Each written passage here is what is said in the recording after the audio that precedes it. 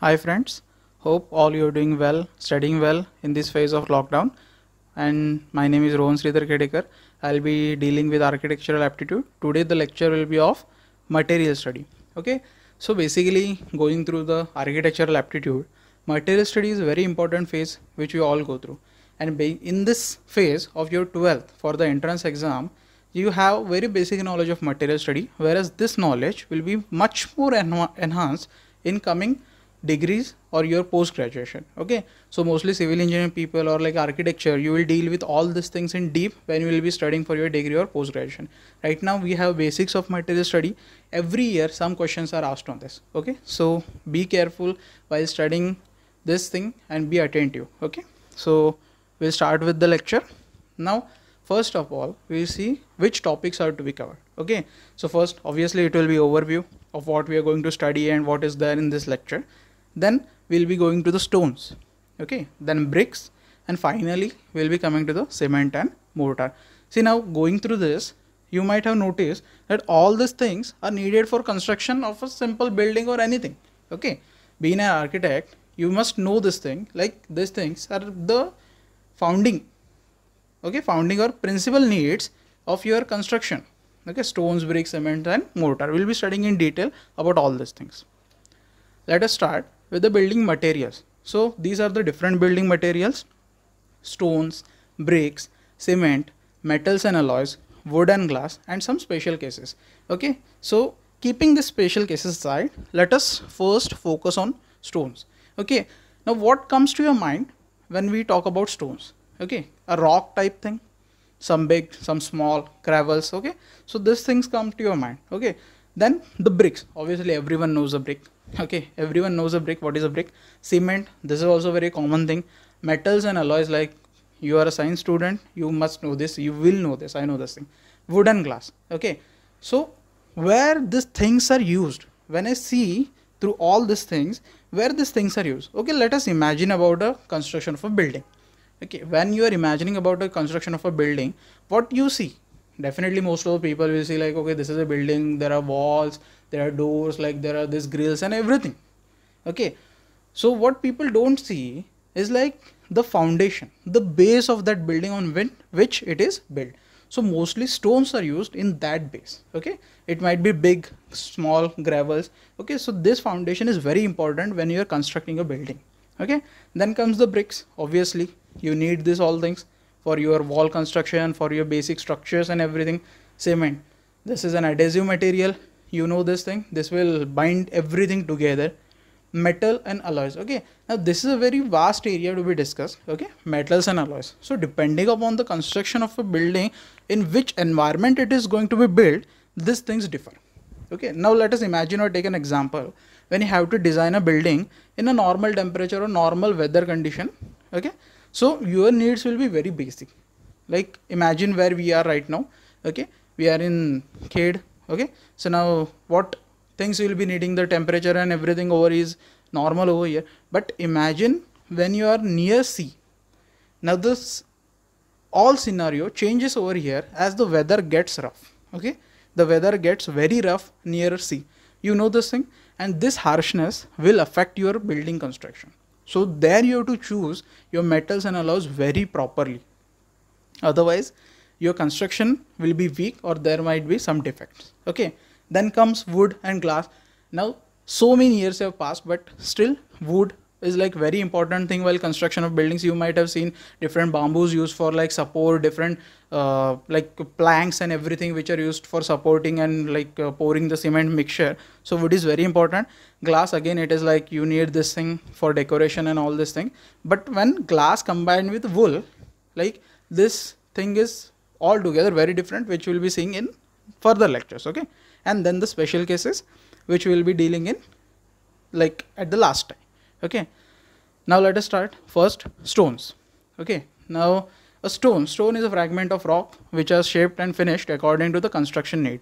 Okay, depending upon your construction need, definitely you need stone. If I have to construct something like decorative, I need stones of that type. I cannot pick a rock from anywhere and start building my building. Okay, so that depends upon which type of building you are building or like which type of construction you are doing. Okay, so type of stones are like igneous, sedimentary, and metamorphic. You have studied this thing. You have studied this thing in science. Like there are 3 types of stones. Like all these things are same in architectural aptitude as well. Okay, first we'll start with igneous. Okay, they are formed by cooling of molten magma and lava, which comes out from volcanic eruptions. Okay, now this is altogether different stone. It is not like normally it is found everywhere. First is granite, second is basalt, and pumice. Okay, 3 different types of igneous rocks are given over here, and these things are gained from molten magma and lava after they are like condensed or after they are like left alone. Okay, so these are from volcanic eruptions. So these stones have their definite purpose during construction. Granite must be very familiar with you people. Pumice is, I think you might have not heard a lot about this. Okay, then sedimentary. They are formed by deposition of sediments, organic matter, earthly elements over a period of time. Okay, now sediments, organic matter, and earthly element means what? If you see this everything over here, the most common which you have seen is sandstone. This is nothing but shale and conglomerate. Okay, so sandstone is what we have seen. Now when you look at this, you might see layers. Okay, you might see layers in this thing, and all these are formed by different deposition of layers. Okay, so these stones have layers and then they are formed together. Okay, so this is nothing but sedimentary. Then let us move to the next, that is metamorphic. They are formed when rock under crust gets subjected to high temperature and pressure for long period of time. Okay, so they are formed due to high temperature and high pressure. Okay, so again in all these things, marble is which you are very familiar with. Okay, then this is anthracite and this is quartz. Now these 3 are examples of metamorphic rocks. Then again comes where these stones are used. Okay, they have their own importance. So stones are basically used for foundations, beams, pillars, lintels, walls, vaults, and domes. Okay, so these are like some very highlighted uses of stones, and there are much more uses if you are opting for like different construction. Okay, also in ornamental designing. Okay, and granite and marbles are like very commonly you have seen they are used for flooring. Okay, so these 2 stones which I told you, like granite and marble, you are very familiar. Most of the people have them as like flooring in their house, so you are familiar with this thing. Then bricks. Okay, now again after stones, now let us start constructing our building. The foundation is done. Okay, we'll start construction of the building. So comes the brick. Brick is very important part for this. Now a brick is generally a cuboidal block, as you can see, formed by clay, like molding and baking it. Now most of you have seen these things. Okay, how a brick is formed, how that mud is formed or clay is formed, then baking process takes place and everything. Okay, so they are obviously basic unit of wall. So here you can see the structure of brick. The uppermost structure is called frog. Okay, then comes the side structure which is header, and the longest part is known as stretcher. Okay, now listening to this, like header and stretcher, you might have like clicked something related to the bonds. Okay, header bond, stretcher bond of the bricks. Yes, that's it. Okay, that also we'll be studying further. So bricks are very basic unit which are needed for construction. Okay, so what are the constituents of brick? Okay, like bricks are formed by which material? So alumina, iron oxide, magnesia, lime, and silica. Okay, basic contents are this. Okay, you might be very familiar with lime and silica, iron oxide as well. Okay, alumina, magnesia, all these are components or constituents of a brick. When this all come together, a brick is formed. Then again comes the classification of bricks. So first we'll be seeing one by one, like first class bricks. Okay, proper cuboidal in shape with sharp edges and corners, sufficiently baked. Okay, so this brick, looking at the picture itself, you might see that it is very like neat and clean, very neat and clean, like a perfect brick. I could say it is a perfect brick. So definitely that perfect brick is nothing but first class brick. Okay, then let's move to the next class, which is second class brick. Okay, these are bit irregular in shape and have spots on surface. They may have very fine cracks. Okay, now let us compare the image itself. Okay, rather than reading the definitions, let us compare the image itself. In the first image you see a very proper and neat perfect brick. In the second you see there are some spots, it is like a bit rough. Okay, so this thing is nothing but second class bricks. Then comes the third class brick. Okay, they are weak, they are light in color, actually they are underburned bricks. Okay, so these bricks are not properly baked either, they have some defects in them. Okay, and mostly like they are not used for like strong construction purpose. Okay, first class is definitely preferable, second class is also preferable, but the third class brick is like not preferable at all. Okay, and then comes the fourth class. Okay, this is the last class a brick can be classified, that is deformed in shape and size, and these are overburnt.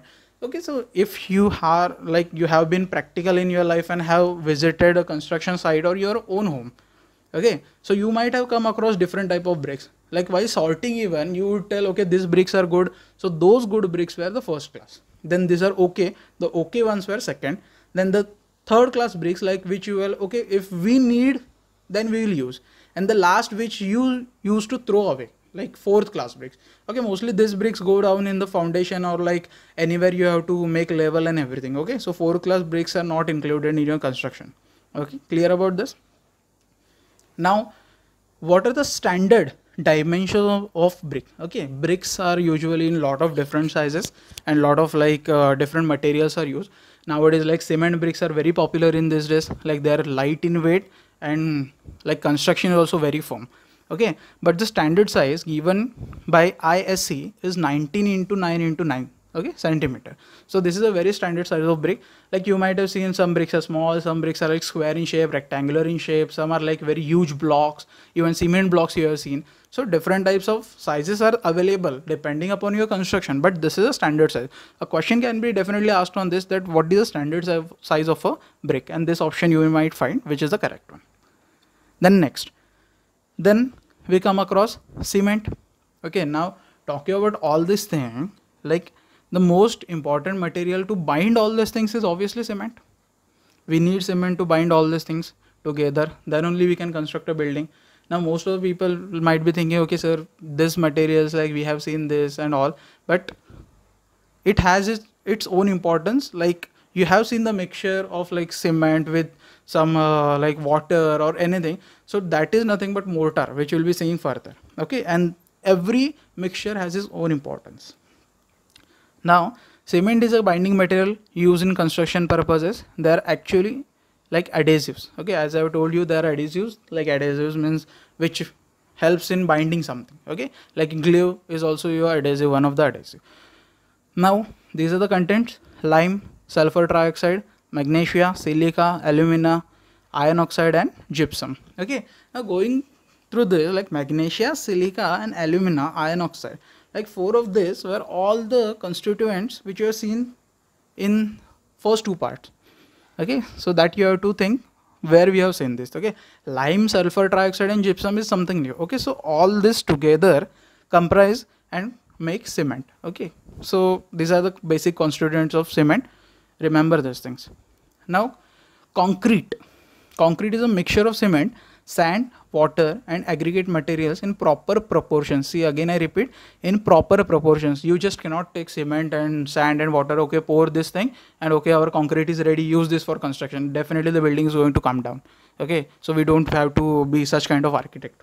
Now this concrete, like definitely people get confused with what is concrete, what is cement. Okay, so concrete is basically a mixture of cement, sand, water and some other materials in proper proportions. So mortar, next is mortar. Mortar is a material used in masonry construction to fill the gaps between the bricks and blocks used in construction. Okay, mortar is a mixture of sand, binder such as cement or lime, water and is applied as a paste which then sets hard. Okay, now this thing mortar you might have seen, like when a wall is been constructed. Okay, wall has been constructed somewhere, if there are some gaps remaining in those, then mortar will be definitely used. Okay, it is like very fine paste. If you have seen somewhere in construction site or somewhere at the construction site, you might see this, that concrete is like a bit rough mixture and mortar is like very smooth and very fine mixture. Okay, so both have different uses. Then again, coming to some pictorial views that might be asked in the examination, like a picture will be given to you and they might ask what exactly is this. Okay, so first of all we will start with gravel. Now I have mentioned this word before, like this is basically used for like foundation purpose and all. Then coarse sand, okay, this is like bit fine than gravel, okay. Then comes the medium sand, this is more fine than coarse sand. Then fine sand, okay, then fine sand, which is more fine than medium sand. And then finally is like clay, that will be like powder form, okay. So remember about all those things, keep this image in your mind. There might be a question which is given, like a picture will be given and you will be asked to identify what it is, okay. So remember this thing. Now these are like building sands, sharp sand, and this is 3:1 cement, okay. Now in this picture you might see building sands are different and sharp sand is different, okay. So remember these things as well. These different sands act according to your construction need, okay. When you need to construct something specific, you might choose from this. And then the last is 3:1, that is a mixture of sand and cement, okay. So this is like basic pictorial diagrams which you need to remember. Then comes very important thing like concrete mixing ratios, okay. Like according to your need, you need to mix different types of concretes and all, okay. Now this is given in some bucket form, okay. You will see 1 bucket cement and 3.5 basalt. Like alternative mix is 1 cement, 1.5 sharp sand and 2.5, that is 20 mm coarse aggregate, okay. So this is like strong concrete for exterior steps and paths. Like as I told you, like when you see some rough mixture, definitely that is for exterior purpose, okay. That will be for your exterior purpose. You might have seen cement like paths created, so this mixture is used over there, or like for creating steps and all, okay. Nobody is going to use very fine mixture for this purpose, that will be too costly and like ineffective, okay. Then comes concrete basis, like medium concrete. Then that is like 1 cement, 4 basalt, or 1 cement, 2 sharp sand and 3 coarse aggregate, okay. So now this is a concrete base which is like medium, for medium purposes, for some purpose which need to be like not much fine and not much rough. And then wall foundations, basically for this you need something like very smooth or standard mixture.